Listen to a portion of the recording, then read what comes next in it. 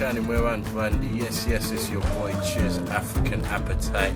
Still in quarantine here. Hope you're well, hope you're safe, and above all blessed. As you can see, everything's gone a bit haywire during quarantine. Hair's in a mess and all sorts, but yeah. But this one here is for all the offal lovers, all the people who are into eating the rarer cuts of meat. We're going to delve into a delicacy that's enjoyed in Africa and also throughout Europe as well. I found it on the menu in Portuguese restaurants, Spanish restaurants and the such. We're going to delve into the delicacy that is known as cow foot. Yeah, you heard me right, cow foot. Yeah, that's right. Any of you who've actually tasted cow foot, it's one of those Marmite things. You either love it or you hate it because of its gelatinous sort of texture and the way it's bouncy and chewy. Some people don't really take to it. To some people, that's what actually attracts them to it. Well, I'm going to show you how I do my Bantu belly cow foot stew, because when cooked right, cow foot is a treat. Don't forget to subscribe. Help a brother live to eat, not just to stay alive. Previously in the UK, it has been known as an offcut that you would have to request from your butcher, as it was not readily on display for sale. In fact, one of my very first memories of buying cow foot after being sent shopping was an encounter with an elderly lady whose face lit up with delight when she noticed I was buying cow foot just like her. She then looked up to me and said, "Oh, my Herbie can't get enough of this stuff. What's your little doggy called?" But how things have changed, with offal now commonly found on the menu of many high-end restaurants, while even major supermarkets like Asda and Morrison's now sell cow foot and different types of offal. So today, I shall show you my spin on preparing this much-loved treat. Join me as I cook cow foot the Bantu belly way. Welcome to Dishes of the Diaspora.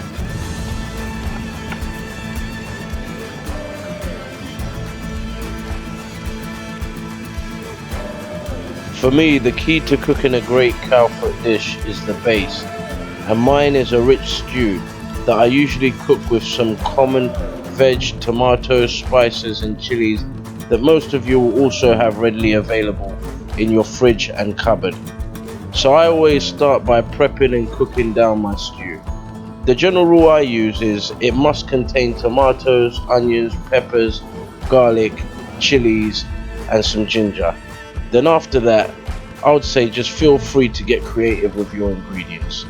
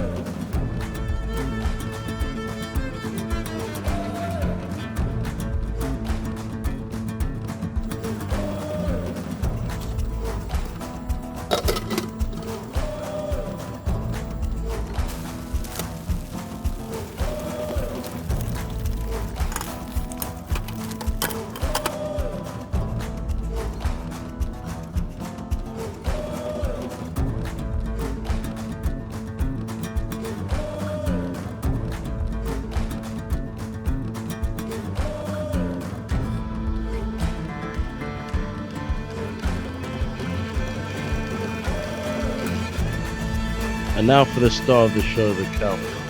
As you can see here, I've got my butcher to prep it. I usually have it cut into small pieces. All I've done is brought it home here, cleaned it thoroughly, and now getting ready to get it cooked up. So let's get rolling. I'm going to show you how I do it, Bantu belly style.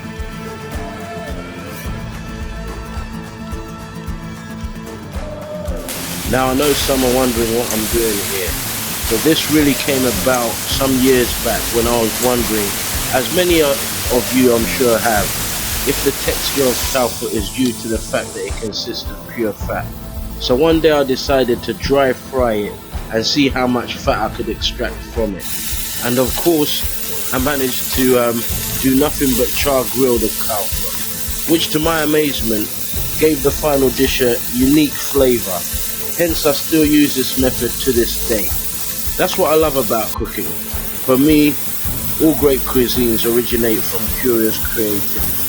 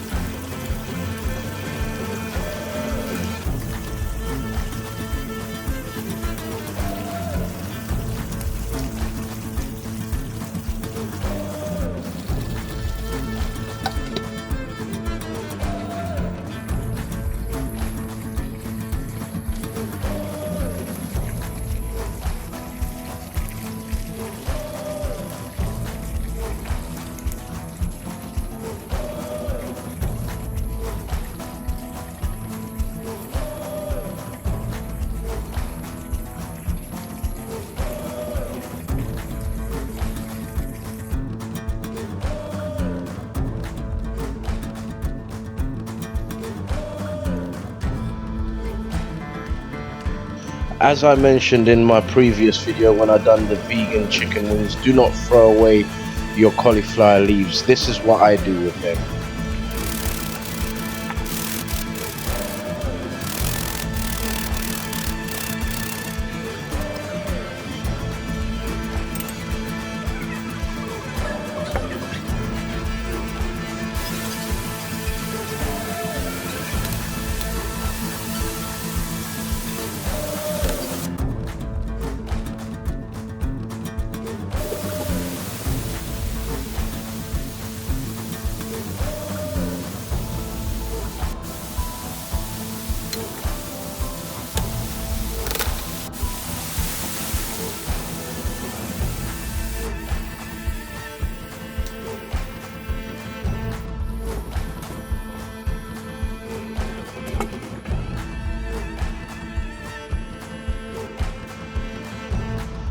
They say the best things come to those who wait.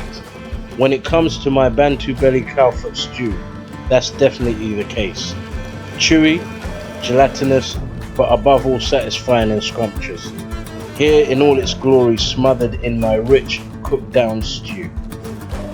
If you love offal and you haven't sampled the delights that is cow foot, please give it a try.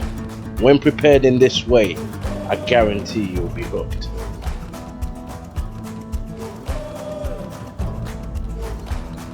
Here I serve the cow foot with nshima and a side of cooked down cauliflower leaves. You can of course enjoy cow foot with any starch or indeed on its own as a chaser to some ice cold beers. I hope this has opened up your mind of how creative you can be with your cooking and hopefully inspired you to go out and try the same and maybe even some different offal that's not usually consumed. Feel free to feedback, comment, share. Of course, please subscribe. We welcome and appreciate all dialogue. Oh yeah, and don't be shy to let your people them know. Once again, hit that little bell icon. That way you get notified of all my latest video.